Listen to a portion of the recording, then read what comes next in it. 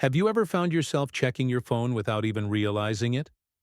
One moment you're working or relaxing, and the next, you're doom scrolling Instagram, TikTok, or YouTube shorts like you're in a trance. And when you finally snap out of it, you can't even remember what you watched. That's not a lack of willpower. That's dopamine, and it's got you hooked. We live in a world designed to hijack our brain chemistry. Every notification, every like, every scroll, they're not just distractions, they're micro hits of dopamine. The exact same brain chemical involved in drug addiction, gambling, and risk-taking behavior is now being triggered every time you unlock your phone. But here's the real kicker. It's not even making you happy. Let's break this down. Dopamine is often called the pleasure chemical, but that's not quite accurate. It's actually more of a motivation chemical. It pushes you toward things that your brain believes are rewarding.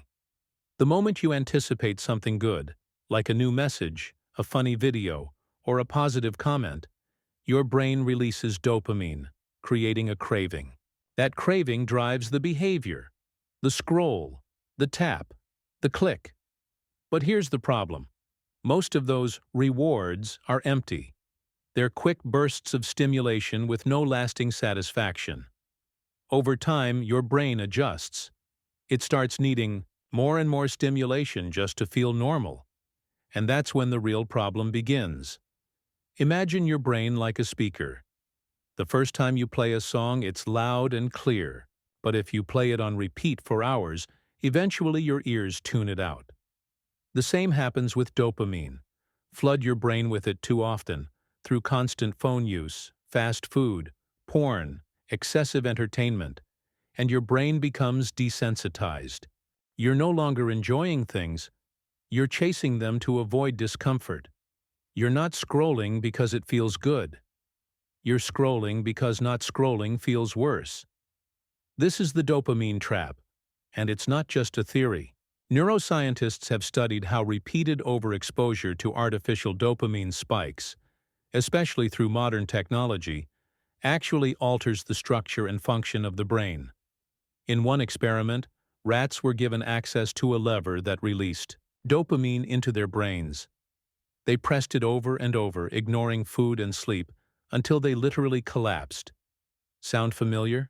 While we're not pressing levers, we are tapping screens with the same compulsive behavior. But there's a deeper layer. Because dopamine isn't the only player in your happiness. There's serotonin, which is tied to long-term satisfaction and emotional balance. There's oxytocin, the bonding chemical, released through real human connection. And there's endorphins, your natural painkillers, activated through exercise, laughter, even deep conversation. The problem is that we've trained our brains to rely almost exclusively on dopamine, especially the cheap, instant kind. And in doing so, we've drowned out the more sustainable sources of joy. So how do we fix this? How do you escape a system that's literally designed to keep you hooked? It starts with awareness. Most people don't even realize they're in a dopamine loop. They mistake it for laziness, anxiety, or lack of focus. But the truth is, their brain has been rewired to expect constant hits of stimulation. And without them, everything feels dull. That's why going for a walk, reading a book, or sitting in silence can feel unbearable at first. Your brain's baseline for stimulation has been set way too high. This is where the concept of dopamine detox comes in. Not as a fad, but as a neurological reset. The idea is simple. You temporarily reduce or eliminate high dopamine activities, like social media, junk food, and passive entertainment. In their place, you intentionally engage in low dopamine, high-value activities. Things that feel boring at first but ultimately nourish your mind. Journaling, exercise, real conversations, meditation, creative work. At first it's hard. Your brain will resist. You'll feel restless, irritable, even depressed. But that's just withdrawal. Your reward system is recalibrating. After a few days, or even hours for some, you'll start to feel different. Calmer. more focused. Things that used to seem dull, like making tea, going for a walk, or watching the sunset, start to feel alive again. Your baseline pleasure resets. You start enjoying the simple things. You're no longer chasing the next hit. You're present. Here's what's truly powerful. When you reduce your dependence on cheap dopamine, you make space for more meaningful neurochemicals to rise. You start building habits that release serotonin, oxytocin, and endorphins. You reconnect with the people around you. You feel more human, less robotic. And ironically, you become more productive. Not because you're forcing yourself, but because you're no longer battling your own brain chemistry. This transformation isn't about quitting your phone forever or living like a monk. It's about taking back control. It's about choosing when and how you engage with technology, instead of letting it choose for you.